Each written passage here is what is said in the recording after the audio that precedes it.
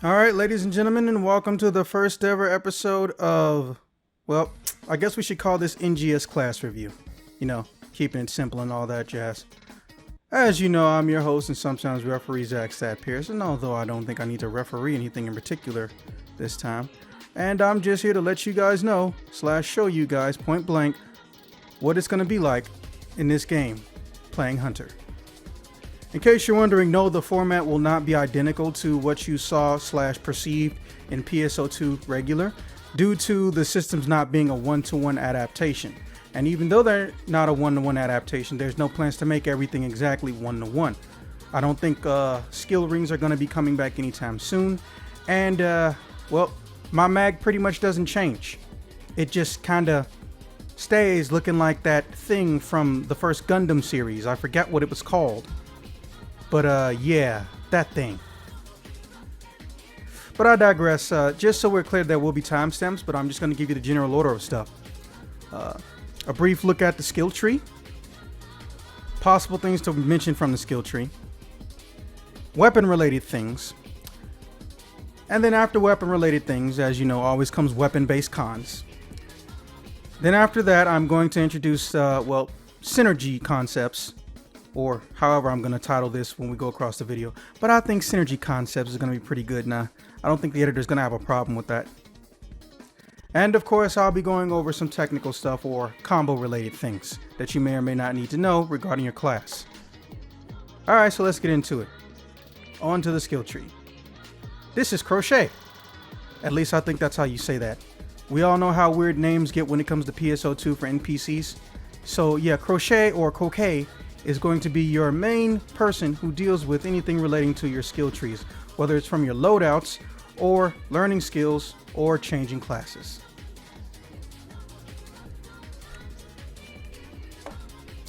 Alright, first up is the active skill War Cry, which, well, it's basically the equivalent of a provoke.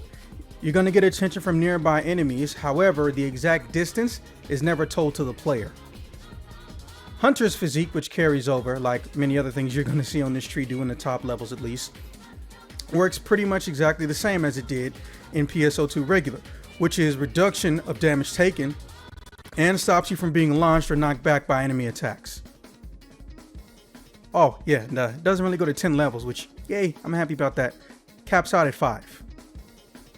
Flash Guard, which is normally on the hero skill tree if memory serves, has now been put on the hunter tree as well, which is a built-in damage reduction which caps out at 80%. However, please note that unlike PSO2 regular, I'm going to tell you guys right now, and you should always be paying attention to it, the classes sometimes have skills that give different effects or different ratings and grades to their effects based on what is the main class and what is the subclass. For example, looking at Hunter Physique, you can see on the right hand side of the screen, damage take rate at max level with Hunter as a main is 30%, whereas as a sub, it is 75%. So be on the lookout for that. That can make or break somebody's understanding of what they can and can't survive, or what type of techniques and damage output you will and won't do. Iron Will is the equivalent of a miracle skill for those who play RPGs a lot. Basically, if you take a significant amount of damage and you're above 1 HP, the game will lock you into 1 HP temporarily. No, you're not going to heal. Omnidirectional Guard, personally one of my believed must-have skills, or one of the best in general skills involved with this class, gives you the ability to guard with your weapon action. However, it'll activate in all directions, even the ones you're not facing when you're being hit. Slow Landing Charge Hunter is gonna appeal more to the people who love to be more mobile and aerial. It slows down your fall speed when you start doing charge-based photon arts with the Hunter class.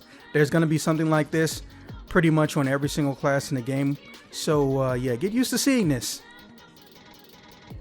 Another art skill is one of the trickier ones I've noticed. Some people have trouble with it, but I'll try to just basically read it and then explain it in my words.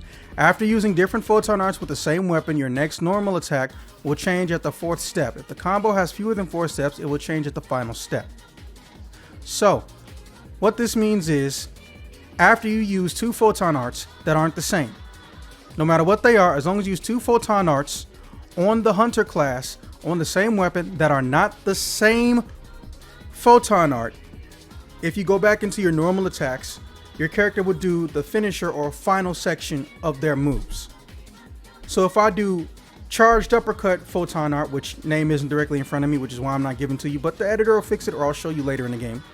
And then I use the spinning photon art, charged or uncharged, doesn't matter. If I go into the normal attacks, I will immediately go to my quote-unquote extra attack, which you can also get from the skill tree, starting with the fourth. So I'll go to the fourth part, then the fifth part of my normal attack string, instead of starting from part 1, 2, and 3. And that applies to all the weapons, or at least for the hunter class specifically. I don't want to give you guys too much random BS.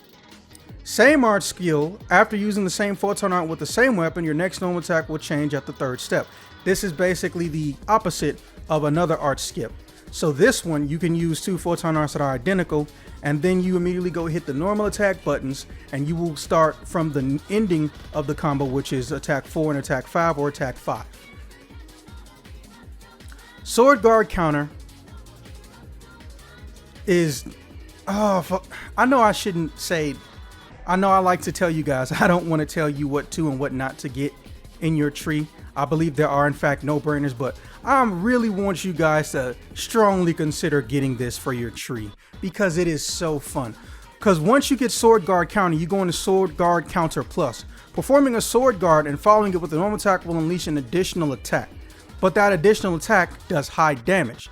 Damage that, you know, may resemble that of a photon art even though you press it with your normal attack button. I love it.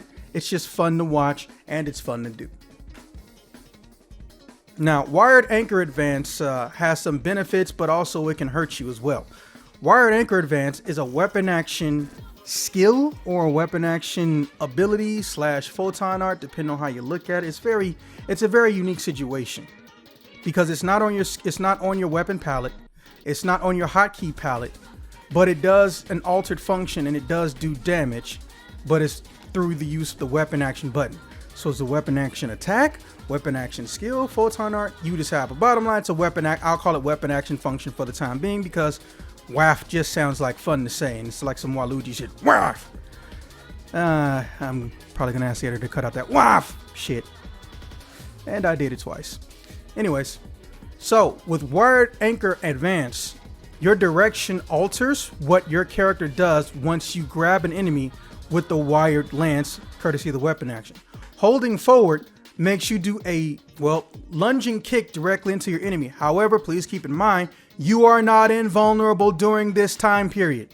So if you hit an enemy who's let out a very slow projectile and you wire action, actually, that's got a nice pun to it. But if you go in and do a weapon action, holding forward, and you're about to mule kick them, you're going to get hit by anything that hits you in that time frame because you are not invulnerable fully when you do that move. Now, obviously, tilting to the left and to the right while trying to do this weapon action moves your character to the left or the right, and you do release it from the enemy. The enemy does not go with you. Now, pressing back, on the other hand, moves your character backwards, not the enemy backwards towards where you are. It's very good for aerial combat, especially given that Hunter isn't really all that aerial. The only downside, if you can call it that, to this move is the fact that you are not fully invulnerable during its entire duration. Be careful. Volcraptor, which is, pretty much taken directly from the Photon art list in PSO 2, but like I said, things are not one-to-one. Pressing and holding the weapon action button will unleash a spear of photons that accumulate damage. The spear will explode after a set time or taking a certain amount of damage.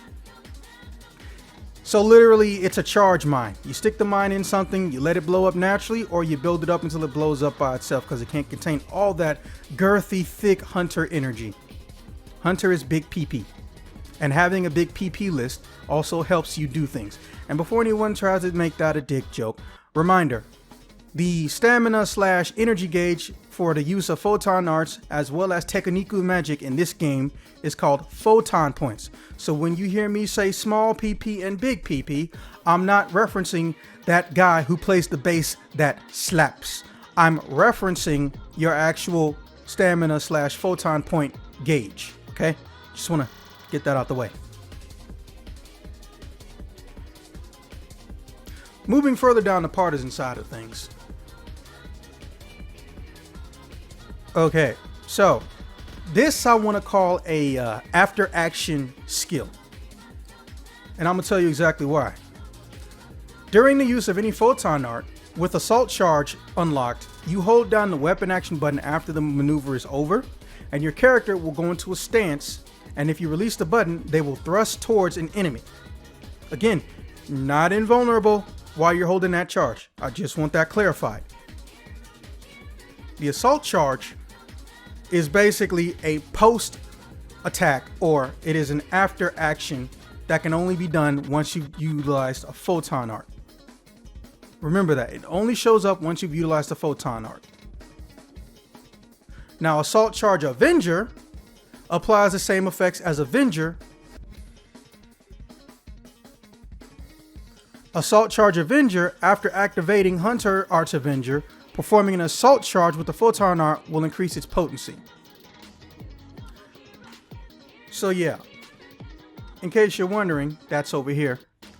Hunter Arts Avenger, or just Avenger, is not just a billion-dollar franchise that is currently owned by both Marvel and Disney collectively. What this allows you to do is basically initiate a form of temporary super armor that mirrors Hunter physique, except your character has a red aura around them, that allows them to continue the move instead of being knocked out of it. Basically, it's situational super armor. And man, can it save your ass, as well as also do some damage. Did I mention that, when you do this move and you get it just right, your enemy's damage is negated completely. This is possibly one of the only things next to perfect block or perfect guard, depending on who you ask, on the entire skill tree that is actually extremely useful in both an offensive and a defensive format. Primarily because, well, Hunter Arts has a little bit of a bonus. When you go over to Hunter Arts Avenger PP gain, you recover photon points after executing any form of Avenger-based Hunter Art Avenger, or the Avenger version of Hunter Arts. Not sure how the plurals and possessives work on something like that, but I'll leave it up to the professionals. That aside, that effect can also be applied to your assault charge if activated. And you also have Assault Charge Avenger, which after activating Hunter Arts Avenger, performing an assault charge with the photon art will increase its damage. Realistically speaking, just going through the game naturally, and since there's so little, everyone theoretically should be able to get at least one level of every single thing on this list. My skill tree is, I can't even say it's unique enough to be something that other people haven't thought of, and I'm not going to pretend like it's wholeheartedly original. This is something that can be easily pulled off just because you get almost in the base game enough points. In fact, on the top left hand side, you'll notice where it says total skill trees added, the max is 20. However, you come out of there, I got some extra fighter skill points. If you come out of there, one of the things you'll notice is that it's very easy to get at least one thing in all your skill points, because in the natural play of the game, you're going to get more than 15 elements, which I'm not sure would be the best name for that. 15 points or 15 SP naturally. So if I just went down this list and I count on the 100 tree, 1, 2, 3, 4, 5, 6, 7, 8, 9, 10, 11, 12, 13, 14, 15, 16, 17, 18, 19, 20. And as you can see, I've gotten over 90% of the stuff on this list. So here's my correction for the day. That means that at a bare minimum, there is over 20 points, skill points you can get naturally in this game. And it's wonderful. All right. Let's move on to the next section. Yeah, it's a good place. All right, now that that's over, let's go ahead and knock out weapon pros and cons. And, small demonstration. Or I might throw a montage up here, not sure, but let's just go someplace non-threatening. Okay, and it's about to hit night. There's the floating island, but it's not called Angel Island, and green leafy stuff. All right, so let's just go over that sword. Now, it goes without saying the biggest, no pun intended, pro to this weapon is just the natural range and reach of it. Also, just so we're clear, you may have a camo or a weapon whose size differs from a previous weapon. The easiest way to remember your actual range is you go by your energy waves. Your energy waves actually are the determiner for the range of a technique. So look at this streak photon art. The actual range is the blue area. Who that? Oh, that's adorable. See that? I hit the guy behind me just because I'm paying attention to where my range streak lies, or my range energy slash lies. Not sure if there's an actual name for that aura that goes by, but I call it energy wave or energy slash. The current photon arts at the time of this video for this weapon are Spiral Edge, Caliber Streak, and of course Twisting Sapper, which name matches absolutely nothing, but I never get tired of seeing slash saying it. Now, with most weapons on this class, increasing your damage is based on how long you hold the button for the most part for the photon arts, aka special attacks. For example, note the aura around me in purple glow. That means that I fully charged this up. So when I release it, I'll do more damage naturally than an uncharged version. However, this also applies to Ye Olde Streak, which has 3 parts going to it, but you only pay photon point wise for the first part. So everything after the first strike is free. Note my gauge, the bottom screen is only gonna drop once and I did 3 slashes. See? And then finally, the Zapper. As you've seen it, it's a spiral attack. However, when you charge it, you spin faster and go a little bit further. This weapon is the default strongest weapon for the class. Through modifications and, as you know, augmenting, grinding, and all that jazz, you could easily make any other weapon strong that goes to this class too, which are the Partizan. Yes, I realize I look like I'm holding a sword. It's called the camo, sue me. And the Wired Lances, which is possibly the greatest logical fallacy I've ever seen come out of Japan. Now, moving on to the cons of this weapon, well, they kind of sort of match the pros. Yes, this is your naturally native highest damage weapon for the class Hunter. However, getting that damage is based on how much time you want to spend waiting on a charge. Everything for this class has a charged and uncharged version as far as the photon points, again, at the time of this recording. So that means that your highest damage output is automatically attached with a waiting period. So the real question is, do you want to wait to hit your higher level damage? So the con, essentially, to be summarized, is you have a waiting period if you want to hit your maximum damage output. Now moving on into the logical issues involving the name Wired Lance slash Neko. Going to show you the skill names, well, photon art names. Cutting Layer, Turbulent Train, and Vein Mixture. These last two, I'm pretty sure, are the names of porn on some corner of the internet. Not gonna look it up though. Now, Cutting Layer, which I'm not sure why that name is given to this, but Cutting Layer is a very stationary move and it has a wide spreading cone-like area of attack. To my knowledge, or at least from what I've been able to do, I've been able to hit upwards of 4 dolls or enemies that are directly in front of me, again, out in a cone-shaped pattern. Now, this puppy right here, which one of my personal favorites, even though it's possibly the weakest photon art for the weapon, this one actually hits primarily an individual target. However, if something is behind it or directly above it, it'll hit that too. And it also makes sure you stagnate in air. So if you do it in air, no button input involving moving around is going to work. Instead, it'll rotate you based on what buttons you're pressing. So you won't go forward like this one will send you. But if you rotate around, as you can see on screen, the character will start moving and slashing in different directions instead of moving towards something. And the final one, which was that the Vein one? Let me check the name again real quick. Yes, Vein Mixture. Vein Mixture actually does a spin maneuver and does allow you to move in any direction you're tilting the controller in. But what I like about it is that you can move left or right, or up and down, or forward and backwards after each individual section. So for instance, I can not only just move to the right twice, I could go left, then right, then up if I'm slightly off of my angle, or I've killed what's already in one direction. I want to hit something in a nearby direction. However, please remember, you should not have your target reticle on if you want to utilize the movement to hit other enemies in the immediate vicinity, because once targeting is on, it'll adapt your motion based on what you're targeting.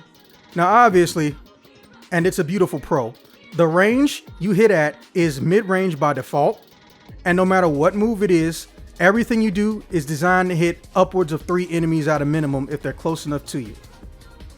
You even have a weapon action that allows for a grabbing maneuver, and a special note I want to bring up on the grabbing maneuver. You're not fully invulnerable. You're only partially invulnerable during the beginning, but not when you've already activated it. Pressing forward does the falcon kick you just saw me do directly into an enemy. Moving it left to right creates a slash wave or slash mark that hits that enemy, as well as anything nearby it. And even though it appears to strike twice, it'll only hit once. And pressing back, well, moves you backwards. However, it does not pull the enemy into you. Please do not forget that. Also, there's no jump cancel once you've triggered it. Be wary of that. Now, for cons of the weapon, well, the natural DPS is not nearly as high as the sword, but again, that's something I consider to be very relative depending on how much you level it up versus how much you level up your sword. But if we're talking natural defaults, the natural damage base is usually higher on the sword for this weapon. You're trading off a little bit of power, and there's no charge photon arts. So is that really a con? You gotta ask yourself. Which I actually like the balance that a lot of these weapons have for the whole game. I know that's a bit off topic, but I'm talking about every class. For every pro, there seems to be a con, which is a good place to be in. Good on you, Sega. You gave it without take-a-thing away. No, I don't know if take-a-thing is a word. Someone Google that later. But yes, the pros to this weapon are the range, and the true cons are just lack of damage frequency / DPS, if you will, compared to other things. But again, you can easily correct that with a little bit of effort and grinding.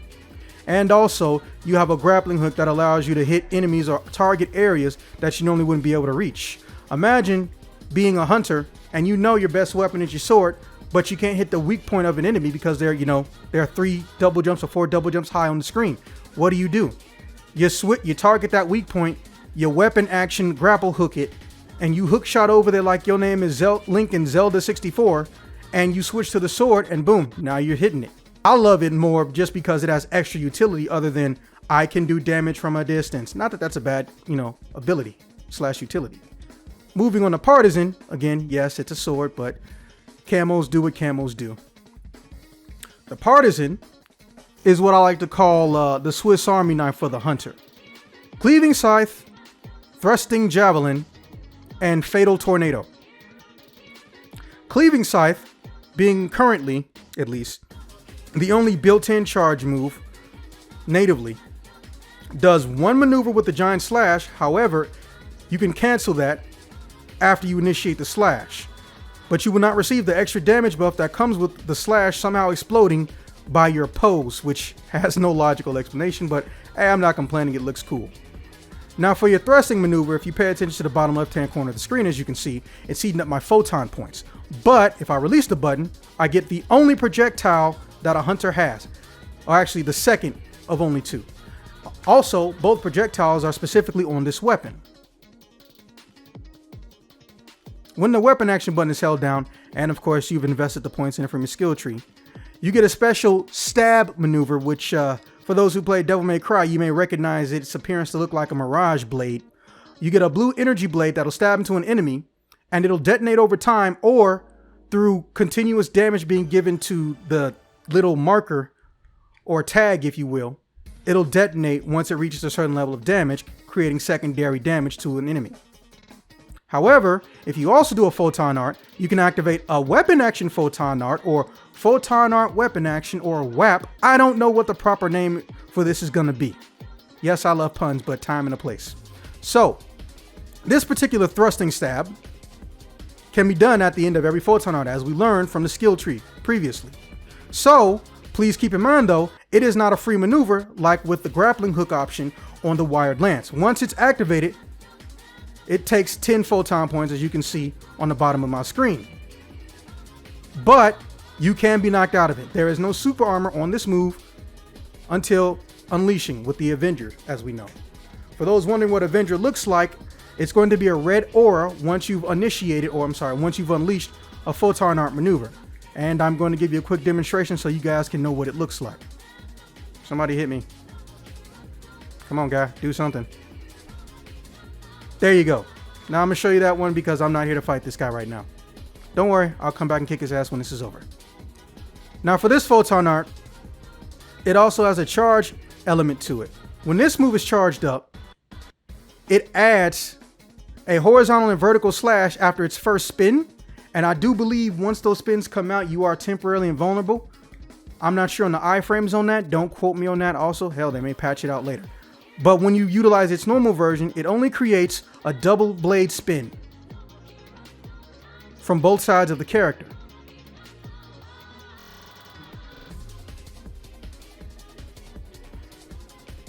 Going into cons, not many. The best con I could possibly give you is the fact that it's wildly inconsistent with its damage frequency because it's so heavily lenient into your photon point gauge. But guess what? It's photon points. You regenerate them by hitting things. So is that even really a con? Personally, I think the biggest con that this weapon has is that it doesn't have a block feature, a built-in block feature natively, like the sword does. See this? I can hold this, and it's omnidirectional, even though I'm facing front, courtesy of the skill tree. Now if I go down to Partizan, it's just that. It's temporary. I can't hold this, because if I do, it goes into the shot. Oh, I actually hit something. Wow. So realistically, it feels like a fighter ability almost when it comes to the weapon action for this class. So, realistically, when it comes to Partizan, if you can even call it a con, it barely has any. I say the cons are entirely situational. Personally, I have no problem with the fact that I have the option of doing good damage with or without charging stuff up, because then I can just switch to my weapon action to add some extra oomph to my power. Or I could do a quick move and then immediately go into it. But as far as I'm concerned, Partizan cons don't exist. However, I don't want to make anyone think that a weapon is perfect, so I will mention those minor annoyances that deal with the Partizan. Alright, so with that being said, since obviously there's no skill rings, which, God, I hope those don't come back. Not that I hated them, there needs to be a more superior system to that. I'm just going to go into basic class synergy. Alright, so I'm just going to notate some basic synergy that I've been able to find after experimenting with every single class and getting them max level. But Zax, your characters don't appear to be at max level. I'm on 2 different servers and I have 3 characters. This is just my server 2 character, just so we're clear. So I'm gonna just come out and say it.